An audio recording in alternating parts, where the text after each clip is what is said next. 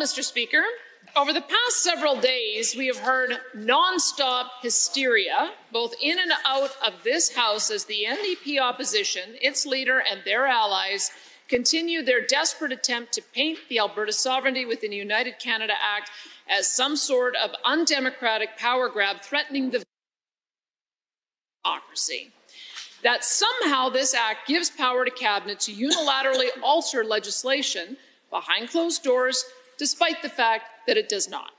It is a shameful display of fear-mongering and fabrication that Albertans will remember well when they see how democratically and effectively this constitutional shield will be used in the coming months and years ahead to protect the rights and welfare of Albertans from Ottawa's continuous, unconstitutional, and harmful overreach. But, Mr. Speaker, that's not why I'm standing today to address my fellow elected members of the legislature.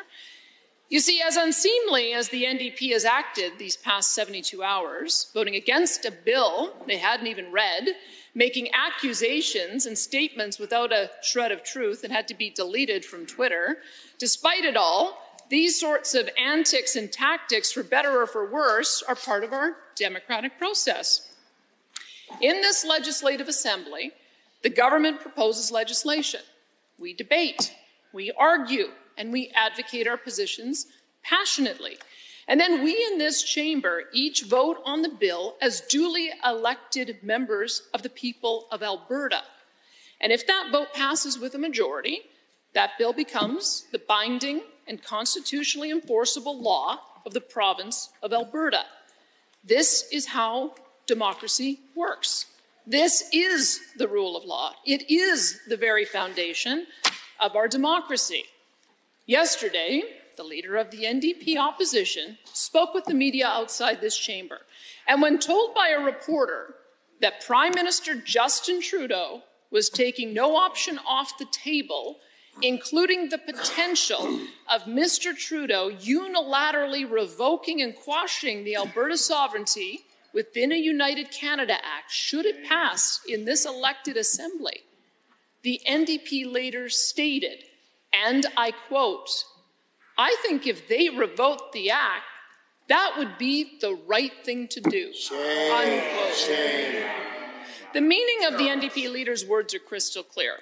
This member clearly believes that her dear friend, Prime Minister Justin Trudeau, should unilaterally quash and override a law of Alberta because she disagrees with it.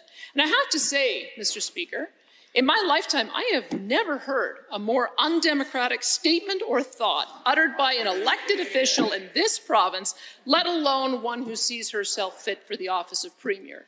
It is astounding, both for its raw, undemocratic meaning and its level of pure hypocrisy. Having later realized the magnitude of her statement, this member got up on CBC and on Twitter yesterday evening to deny she had even said it, when in fact, she could not have said it more clearly. Mr. Speaker, we have heard this member and caucus wrongfully accuse this government of attempting to subvert democracy. And yet, in a moment of pristine clarity, this NDP leader let it slip just how little regard she has for the very Alberta democracy she seeks to lead. Is that her plan, Mr. Speaker?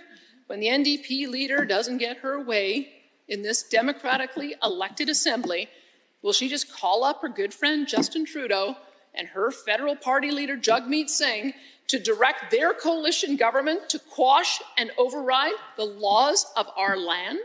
What sort of rule of law is this? This member and her party are quick to dig up statements from 24 months or 24 years ago to inform Albertans of my alleged positions of today. Well, how about 24 hours ago? Because 24 hours ago, this member made it clear that in her view, when the chips are down, it's Ottawa before Alberta. It's Justin and Jagmeet before the Constitution. This member should apologize immediately for her lapse of judgment and affirm her commitment to upholding the laws of our province, whomever may have written them. As for me, let me be clear. I know I'm not perfect, but I will never apologize for defending Albertans against federal actions harmful to our province. I will never deviate.